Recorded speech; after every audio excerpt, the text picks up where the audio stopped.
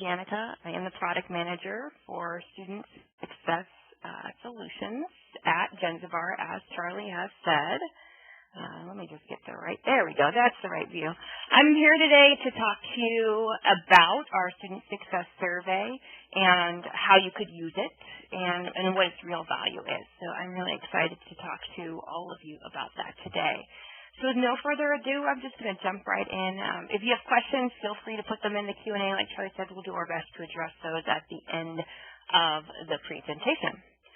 So what is the Student Success Survey? What's the point of all that we're doing here?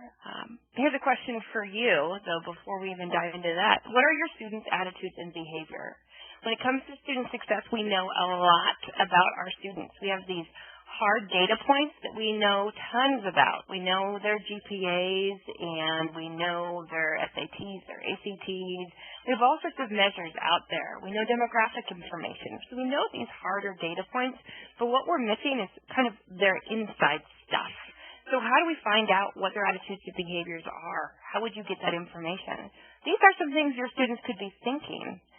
They could be thinking things like, I'm not sure college is right for me. So although they might have a great academic profile and they might be well suited to be a college student, they might have a different passion in life, and so they're not just sure about college. Or maybe they have other obligations that you're not going to know about, because that's not part of admitting them into campus, is asking, okay, is school going to be your number one priority?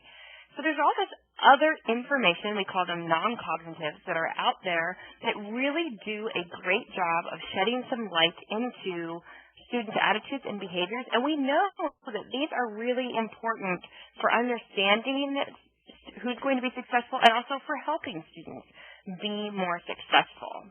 So what's the point of getting a hold of these attitudes and these behaviors, of understanding these types of things about your students?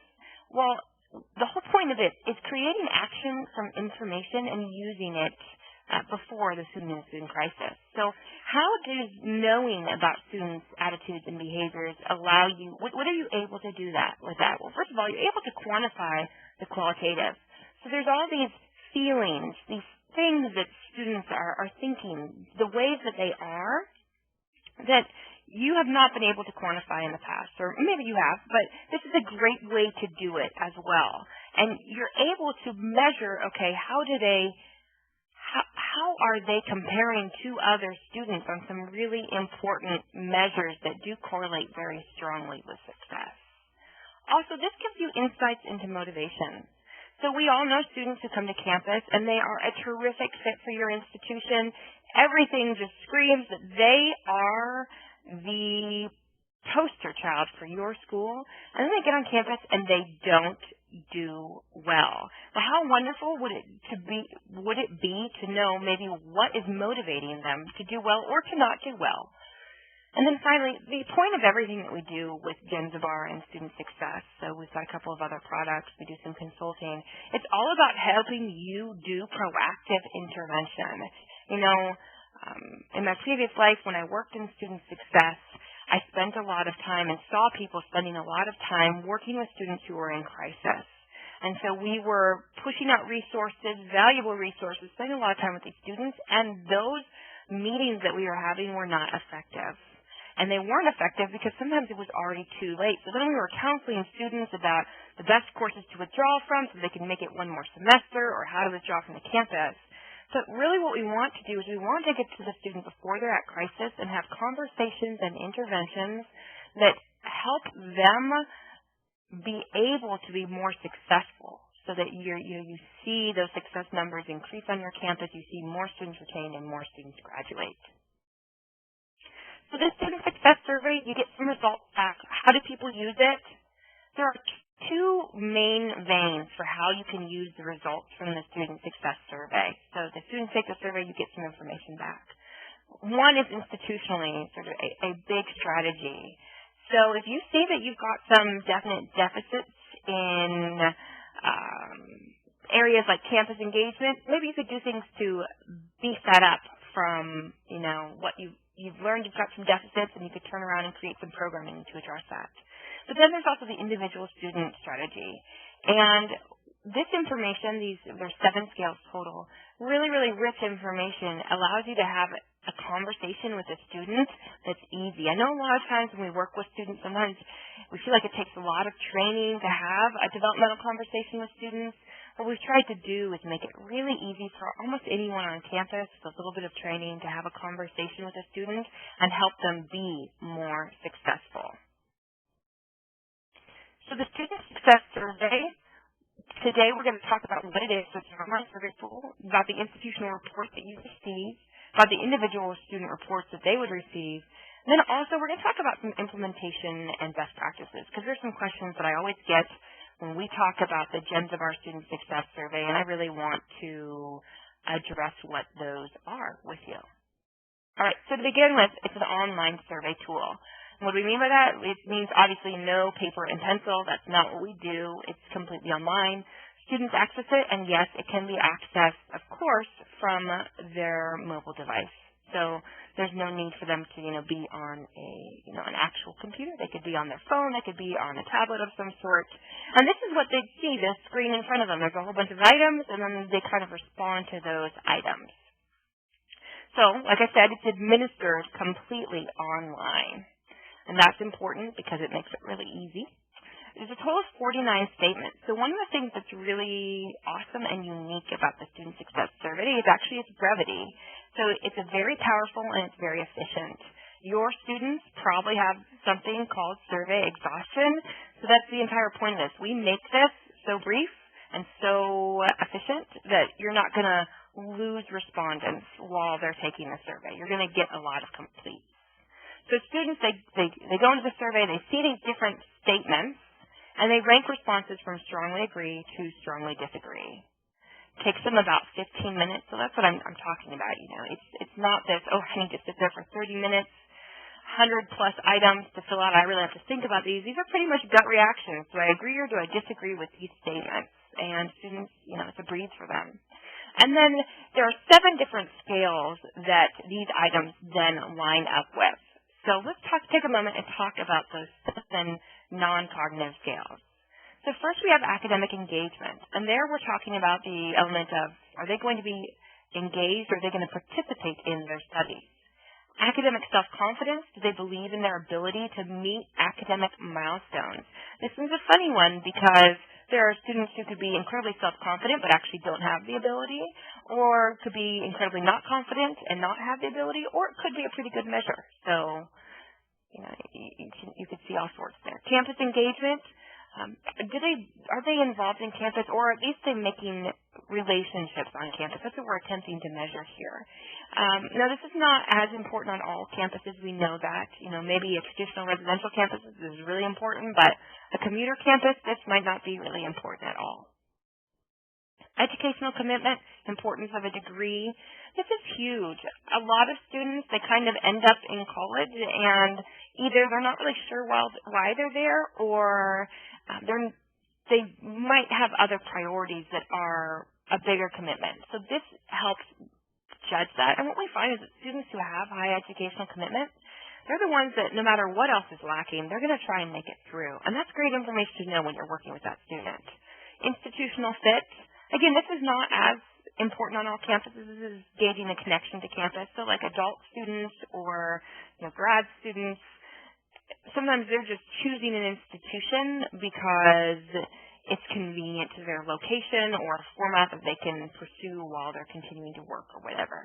But in other cases, particularly like traditional undergrad, this might be really, really important to whether or not your student is going to stay or go. Then we've got life roles or life demands, those conflicts outside of coursework. Can this student really say that education is their priority? Or, are they taking care of a little brother or sister or an elderly parent? Do they need to work full-time and also are trying to manage a full-time course schedule? So that's really great information to know. And that's something that we typically have struggled getting from students. We usually find out when, we start having a conversation, okay, how much you're working, and it's way too much, and we don't know what to do about it then.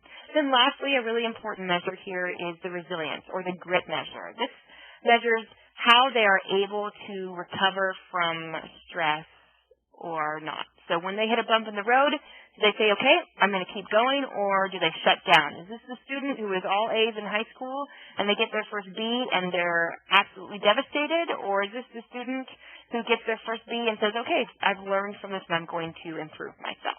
So that's what these are measuring in short. Now what I'm going to do is I'm going to give you some sample survey items to make it a little bit clearer for each of these scales. Academic engagement, here are some survey statements. Sometimes I miss assignment deadlines, or spend at least 2 hours a day studying for my courses. A question that we always get here is, well, if we're having the students take this before the term, how does this apply? We've discovered that most students are able to kind of project into the future and say, oh, I'm probably going to study 2 hours a day for my courses, or what have you. Academic self-confidence. I'm confident I can earn a 3.0 or higher grade point average, or I'm concerned about my note-taking skills. This one is, like I said, such an interesting one because we have students who don't have the ability but have the confidence. And, you look at their academic profile and then you see the self-confidence off the charts. How are you going to work with that student? Or sometimes you just have students who are not confident and should be, and how are you going to work with that student? That's really rich information to tell you. Okay, campus engagement. I don't spend any more time on campus than I have to, or I spend time with other students outside of the classroom. Again, this is just trying to measure, are they engaged in being a student on a more social or campus connection sort of way? And this is more or less important on different campuses. So this might not be something that you really care about measuring at your institution, or is not really relevant for whether or not your students succeed, or it might really be relevant.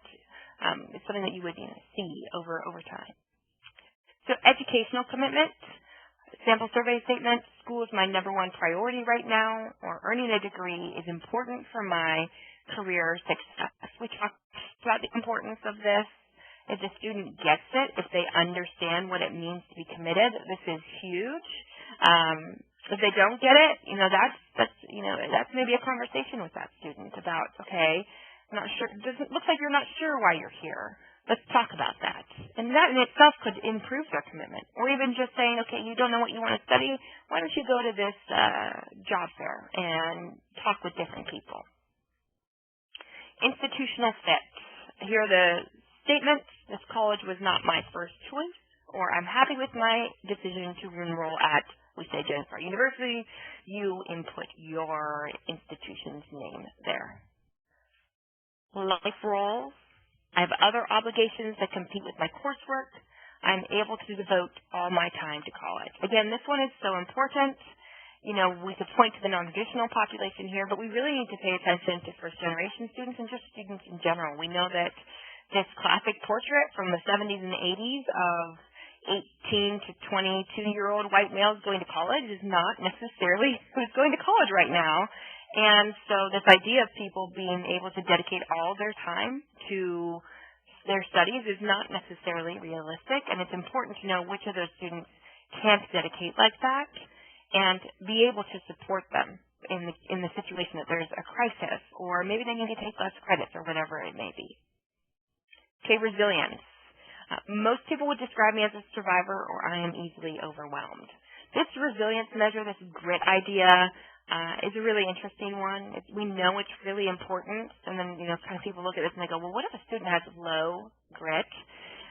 Then it's how do you work with them to help them foster that? So this could be a really great developmental tool for saying, okay, we see that you're, when you hit a bump in the road, sometimes you really struggle. So can you give an example of a time when you've hit a bump in the road and overcome? And practicing that modeling behavior is something that really helps students improve in grit. All right, so now we're going to talk about the institutional report. It's a pretty simple report. What you do is you do get access to all the individual student subscale scores. So you'll get students and then each of their subscale scores. And then also you get this chart here, and it's comparing to the norm sample.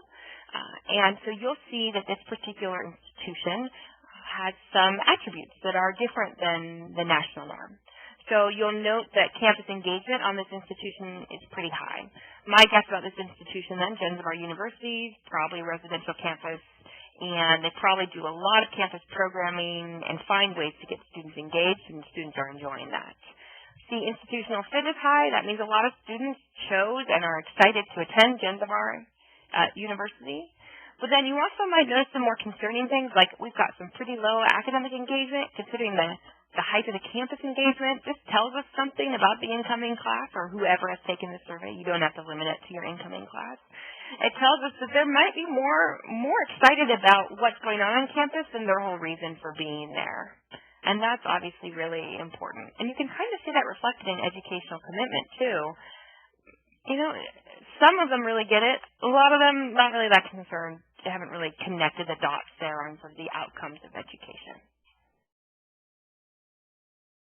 Now, the individual student report I really like to talk about because when we were creating it, we did it very intentionally, and we did it to be completely customizable. That means that really every piece of text that you see on here, you can customize to your particular needs. There's a blurb at the top that talks about, sort of explains to the students what this report means. So we've got some standard language there that you should attempt to use, at least some of it, just for ethics and survey reasonings. But besides that, you can edit it to match your way of talking about student success. That's absolutely appropriate. You could change the scale names to be ones that are more understandable to your students. You could then also, there's custom recommendations for each subscale item. So if a student scores high, medium, or low on academic engagement, they get a different recommendation on the survey report. So you can really create some very specific plans for students in this report. Now, this report can be printed out and given to students or delivered via PDF. It really depends on how you want it to be accessed in that sense. But we designed it intentionally to be brief. That's front and back, because what we didn't want to do is we didn't want to say, okay, here's this huge report, and the student's going to panic when they see that huge report. And then also, on top of that, we wanted really anybody to be able to look at this report, understand it, and use it. So the student themselves, obviously with a little coaching, a little help, so they don't freak out when they see really low scores. And then even, you know, someone on campus who's working as maybe a first-year mentor. Anybody should be able to look at this report and have a meaningful conversation with a student by what's on this report. I also want to call attention to this resources area on the back. Real quick here, this is actually blank on the template. We just fill it in for purposes when we're talking about how you could use it. You could fill a flyer in here. You could target different flyers to different students. So if you have a lot of students with low academic self-confidence, how about putting a study skills seminar on those that go out? You know, do a little extra legwork in developing your reports and drop in a little mini flyer there. You could link to campus resources. You could put different phone numbers there. You could just advertise one campus event. You want to push them all to go to some special event that's really important for your, you know, making people feel connected to campus. Great, put it there. So this is really, really configurable, customizable, not even configurable, customizable. So that it's matching your messaging, your branding, and giving recommendations that are meaningful for your students and that feel incredibly personalized. And we all know how important it is that our messages are personalized to the students. I want to show you, kind of talk about what we might learn from an individual student's report. So this is Amy Kraft, and these are her scores. Now, as her advisor, I'm going to say that I am her first-year advisor, and I'm looking over the information here, and I see some disconcerting things. I see some low academic self-confidence, and I see low resilience. And that's a pretty powerful double whammy in my book because she's not sure she's going to do too great in her studies, and that almost sounds like a self-fulfilling prophecy. And then you see this resilience right here is also low. So not only does she have she's prophesying that she's going to struggle, when she hits that struggle, she's not so sure she's going to bounce back. She doesn't have this internal belief of she can overcome. So as her advisor, that tells me that I'm going to want to follow up with Amy every couple of weeks if that's something that my institution can do. Now, if it's a bigger institution or an institution with a different structure, you can't do advisors like that, maybe then Amy is the one that you target with specific messages. You invite to particular events. Maybe you have a seminar on grit and you incentivize her participation in that so that she can learn about modeling behaviors that will make her more successful. Also notice that Amy is thrilled to be at Jenzabar University, and she's pretty darn sure that she's going to be involved in everything on campus. So this tells me that Amy is more about the campus life, and that's what she's been envisioning when she's going to college, than necessarily she's looking at the education. She's got some commitment there, she's got some engagement, but she's not really high on either of those. So these are ways that I would talk to Amy. I'd also be a little bit concerned about life roles. I'd want to get to the bottom of, okay, are you working? Do you have to go home a lot? Talk to me about that. You're taking 18 credits. Have you thought of taking 15 credits? So those are the type of conversations that an advisor could have with Amy. Or maybe this would even just flag communication so that you would say, people with life roles between this and this, let's work with them in a different way. Let's make sure that we try and connect them to people on campus. So that's how you could work with a student individually with this information. I'm going to talk more about that in a second. So communication and implementation. I really want to talk about some best practices on how to do this, because these are the questions that we get pretty much every time we talk about the Student Success Survey. So how to get students to take the survey, and then getting the most from your institution's results. So those are two really important things. You're going to get lots of great data out of the Student Success Survey, but if you don't turn around and do anything with it, that's not incredibly useful. So let's talk about some best practices in communication.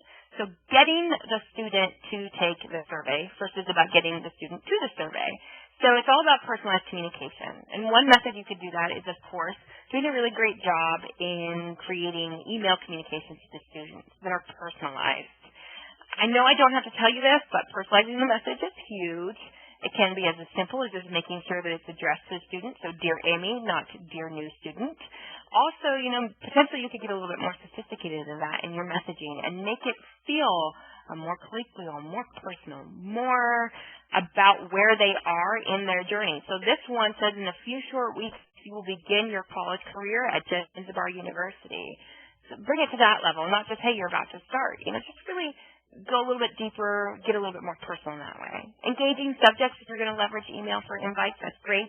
Engaging subject lines, asking questions. I know we do get tired of those emails we get with the kind of, hey, Megan, have you checked this lately? Oh, what are you asking me about? I don't respond to that email. But are you ready for Jenzabar University? It might be a really great engaging subject line, because the student is coming to campus, they're probably reasonably excited or maybe even fearful about coming to campus, so trying to engage them in that way is really great. Another way that I'm going to show kind of a screenshot of in a second is the idea of how to leverage your campus portal to then get students to the survey. Now, both with the email method and then also leveraging a campus portal, so wherever your students go and log in, what's cool about that is that we can, with a little work, maybe a little help from you depending on which sort of portal you use, we can help you then make sure that the student, when they access the survey through the link, that they are actually it's going to pre-populate their information. Now, I don't know how many of you have, how often you've seen students input information, but if you ever worked in admissions or ever worked anywhere where a student needs to know their ID number, you know that they're going to give you their nickname that's like absolutely out of left field. And their last name is also going to be Johnson, by the way. And then also they're going to give you a number that has absolutely nothing to do with their student identification. It could be some random number, who even knows where it came from, maybe their phone number. They're not going to probably put the right information in. So that's great. That's one way to eliminate duplicates if you're not doing a lot of reconciling, and to make sure the students can access the survey again and kind of pick up where they left off, things like that. So those are great methods. And then let's also talk about the idea of making it a procedural part of onboarding your students into the campus. So some campuses have been very successful. One of the things they do is they make it part of their orientation process. So you go step by step by step by step. And one of the steps you're going to hit is, hey, take the Student Success Survey. And take this survey, and then afterwards, then they can go on to the next step. So if you just make it a part of the process so that they have to do it before they get on campus, that's a really great way to get responses out of them. I should also mention, I'll show that in a second, actually. And then there's also the idea of the carrot and the stick. I'm going to go over some different carrot and stick ideas in just a second that institutions have used or could potentially use. And then I'm also going to highlight the importance of follow-up. Take a moment here. This is an example. Amy Kraft signed into her campus portal, and what she's able to do is she is able to see maybe a banner ad, maybe in somewhere that she's going to go to regardless that it defaults opens to. She's able to see this ad here, and it says, are you ready to be successful and excel as a student? Take the JU Success Survey to make sure you are on track. Take the survey. And then what's going to happen is that when Amy then clicks on the link, it's going to pop up the survey right away. And then her information is going to be pre-populated. As you can see, this survey starts with some basic demographic information that we collect, and then through that goes through the ranking of the items. So it's really, really quick. All right, so that's just a really great way to do it. Also, at the end of the survey, one of the things that we ask you for is, do you want a redirect URL? So where do you want to send them after they're done? Besides saying thank you, obviously you're going to say thank you, where are you going to send them next? And that's a really good way to send them maybe back to a page like this that has some more specific information about how they're going to get their results, when they're going to get the results, what the results are going to be used for. Another thing that I should have mentioned too when I was talking about personalized email communication is that this survey is all about them. So sometimes people have a hard time wrapping their heads around, oh yeah, students, they don't take surveys. They don't want to take surveys. Surveys are awful. They take too many surveys. But really, let's think about spinning it this way. Millennial students, they like to answer like personality quiz. This is basically a personality quiz, and it has a direct benefit for them. And then it's going to help them be more successful. It's going to help their institution too, which they may or may not care about, but they're going to care about how it relates to them, and that's something you should always highlight in your communications when you're talking about getting students to take the survey. All right, so carrot or the stick, which one you're going to use, all up to how you do things. Here are some ideas of how you can encourage or sort of force students' hands for taking the survey. And why am I spending time talking about, oh, they should take the survey? It's really important. It is important to note that not taking the survey itself can be a measure. That can tell you that the student's not engaged and that they're not going to make it. That's something that might pan out over the years. You'll see this sort of trend. But the truth is that you need the baseline data to then be able to do something with it. So yes, it might take a little bit more work, but it's really important that you're willing to do that work because then you're able to get so much more out of it. So how can we incentivize? If it's a residential campus, give them access to their room assignment after they've taken the survey. Course schedule, same sort of thing, maybe access to their advisor or have their advisor set up a meeting with them post taking the survey. That's the carrot. One campus did a drawing, I think it was for $100 or $200 for their campus gift store. Campus swag, if you're going to give them a t-shirt anyways or a pennant, say complete the survey and get your pennant. It's one more little thing that they might want. So just think about it in that sense. All right, holds. You could kind of flip some of those around and make them holds. If you don't take the survey, we are not releasing your room assignment, course schedule, or advisor information to you until such time as you do so. That's each institution to say whether or not they want to use holds. Holds are a little scary. They're something that students hate, and they do have sometimes detrimental effects on student success. You have to measure the cost-benefit here. Will the hold be more frustrating for students, or is it going to elicit the response we need? For first-year students in particular, nebulous threat is really great. And so what I mean by this, my personal experience implementing surveys with first-year students is that you just act like they really need to take the survey. So even if you haven't made it a requirement of the process, you just hint that it's a requirement of the process, and that's going to go a long way to getting those students to take that survey. And then there's also parent contact. So what am I talking about here? One of our clients does something so clever. They send out a postcard before they send out the survey invitation saying, hey, just so you know, you're going to get this invitation to the survey. We're going to really want you to take this survey. It's really important that you take the survey. Well, it's a postcard, people. That means that the parent can see it without even having to open the mail. Now, we know, of course, the parent is probably opening the mail regardless. But now the parent can see it even without having to do that, and the parent goes to the student, hey, are you going to take that survey? Have you taken that survey? Oh, this is really cool. This survey is going to help you be successful.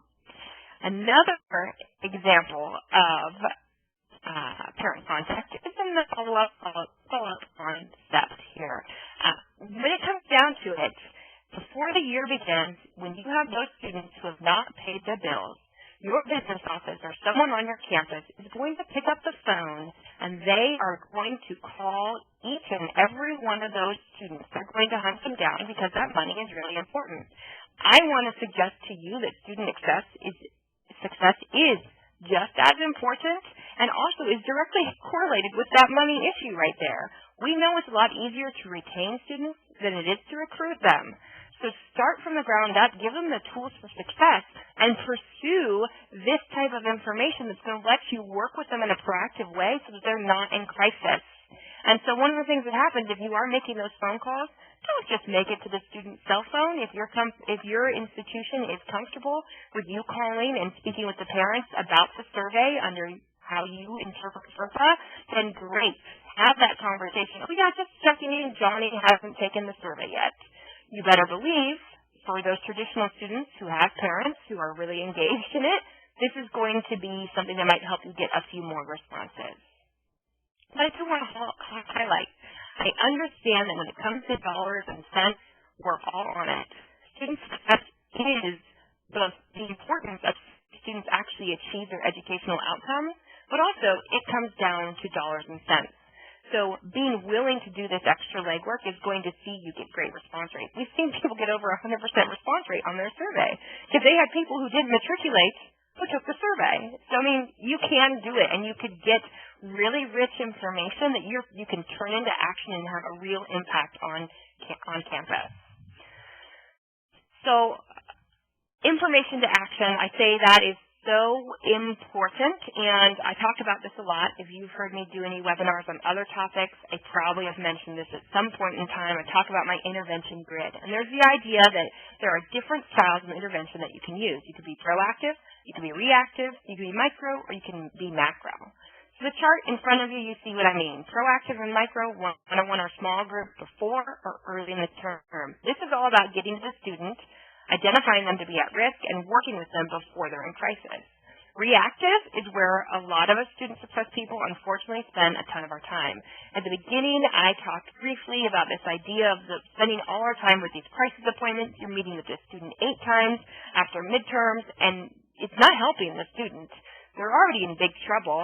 Maybe their resilience is pretty low. They're not going to pull out of this. But imagine if you would have had that conversation 2 weeks into the term instead, and help them get access to resources and at least start thinking about what to do and that they are a student and the importance of being a student and what that means. That is then proactive, and how much more powerful is that? Reactive macro interventions are more rare.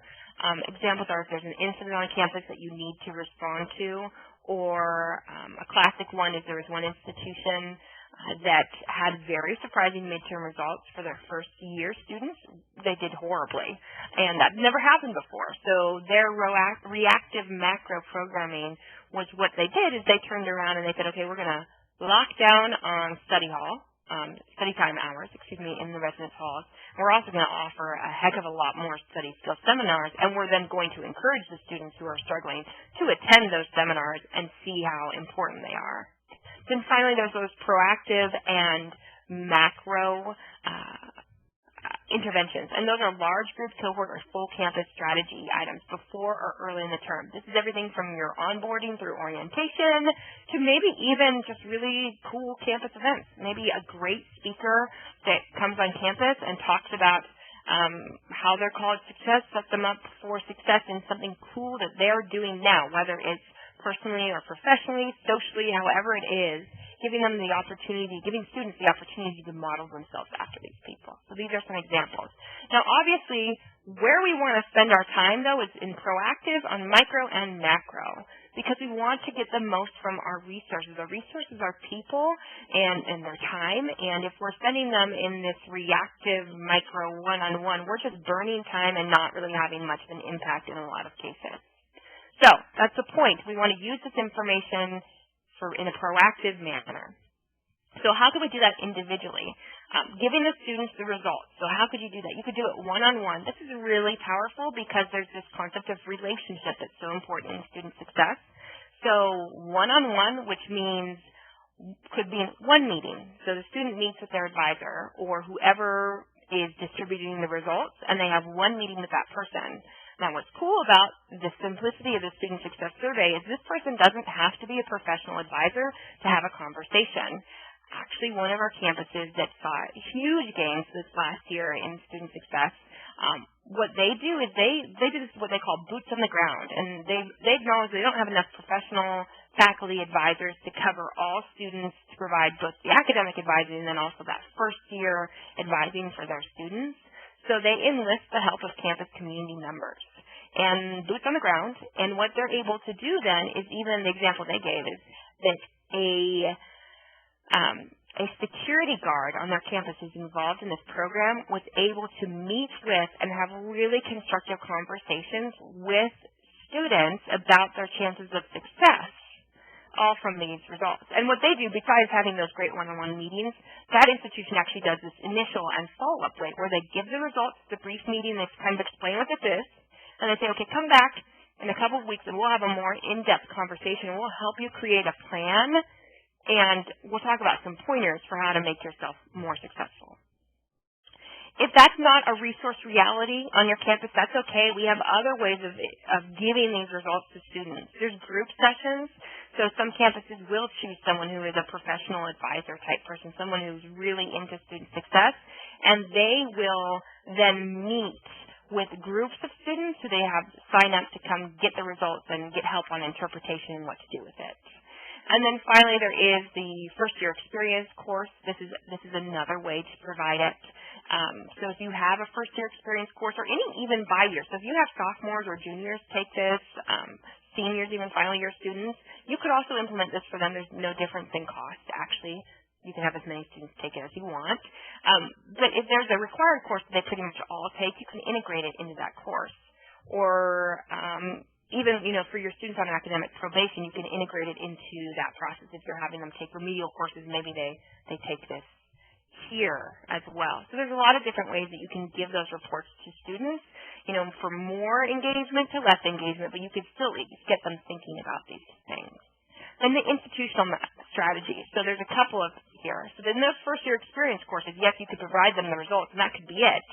But you could also say, okay, first-year experience instructors, let's take this to the next level. Look at your breakdown for your campus, for your course that you are instructing, and we've noticed that we've got lots of educational commitment issues and lots of academic engagement issues. So here are some suggested lesson plans or readings that you can apply for those particular low, and that you could cycle those into your course, and maybe have one course where you talk about the idea of building academic engagement, or maybe you do a little bit of an intervention. You do some work on improving grit and talk about modeling that.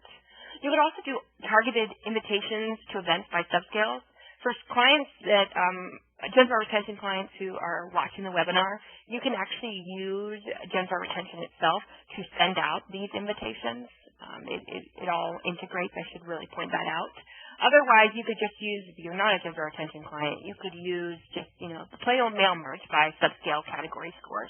You could send all the low students in academic self-confidence. You could send them invites to particular campus invitation events like the Study Skills Seminar.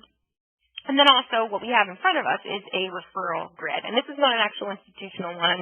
This is just one that I gave as an example. But what institutions do is they say, okay, for each one of these non-cognitives, what's our strategy for students who fall into that? And so you could create a referral plan as well as a communication plan for how you want to work with that. So academic engagement is medium. We're going to work with them in the first 2 weeks in the term. We're going to send them this. Then we're going to encourage them to go to their advisor here, and then we're going to require this there.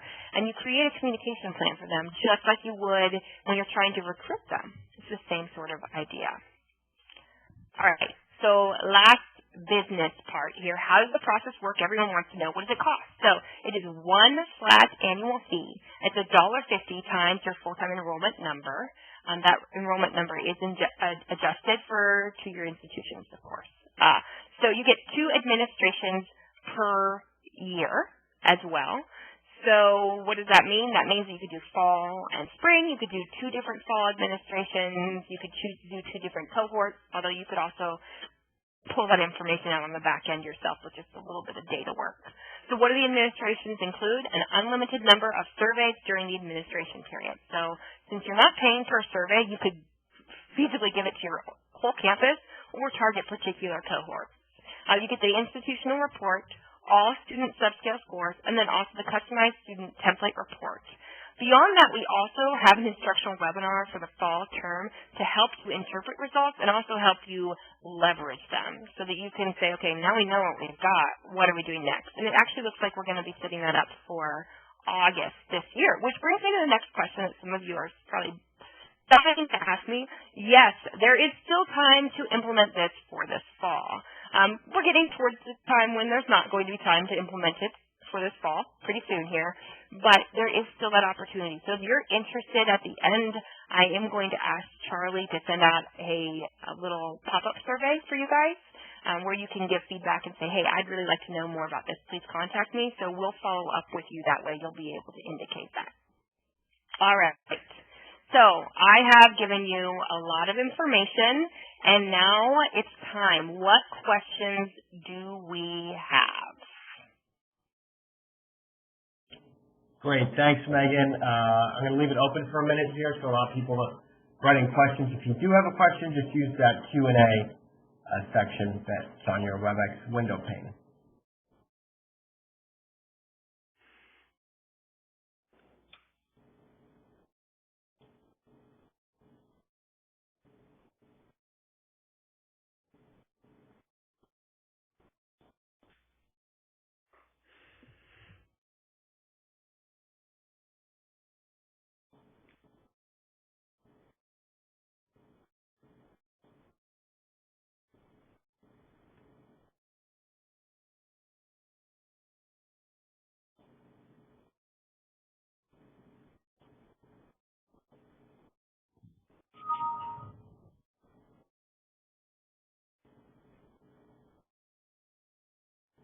And Megan, I'm not seeing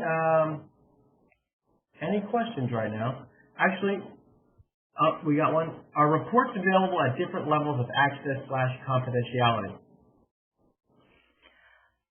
So right now, the reports, no, it is just designed, so there's two different types.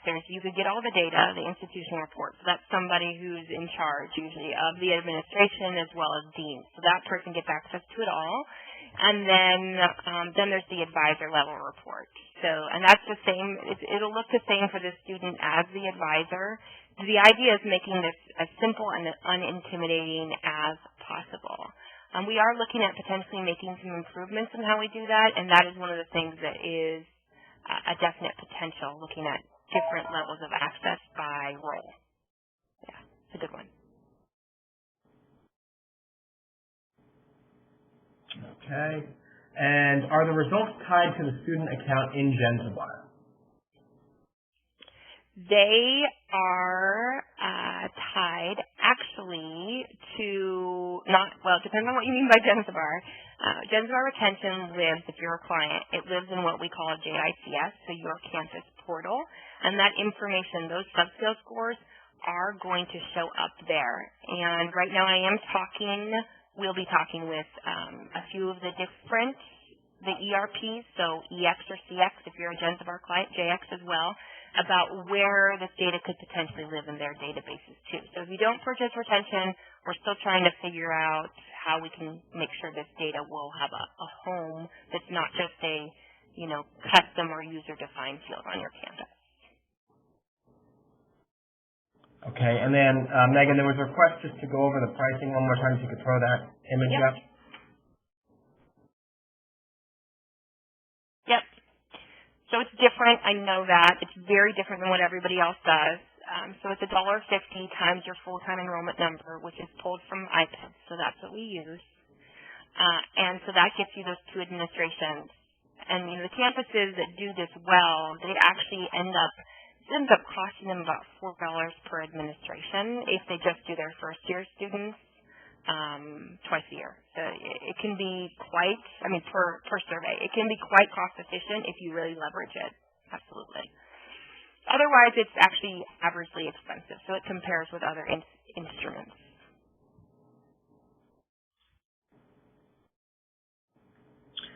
And will the PowerPoint be available? I can follow up that, but I think, do you provide access to that on the website? Because I can follow up with that person individually. And anybody else who wants it, let me know, and I can send you the PowerPoint. We'll post recording on the website, but as for the PowerPoint, I'll let you follow up with that individual, and we do have your information, so.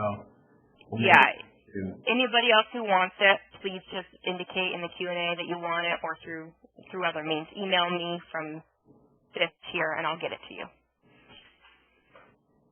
Okay, and I'm going to open up that poll, Megan, or I'm going to try here. This one's having a little issue with it, but let's see if this works. The question is, would you like to receive more information on the survey? Oh, I see. I do see one more question here. If you're not on the Jenzabar platform, can you still use this? Yes, this is completely standalone, so you can use it. We'll get you the results. You can have the data and do anything you want with it. So. Perfect. Okay, we got a few people asking for the PowerPoint. So yes, that will be recorded, and Megan, I'll send that to you this week. Perfect. And we'll follow up with you.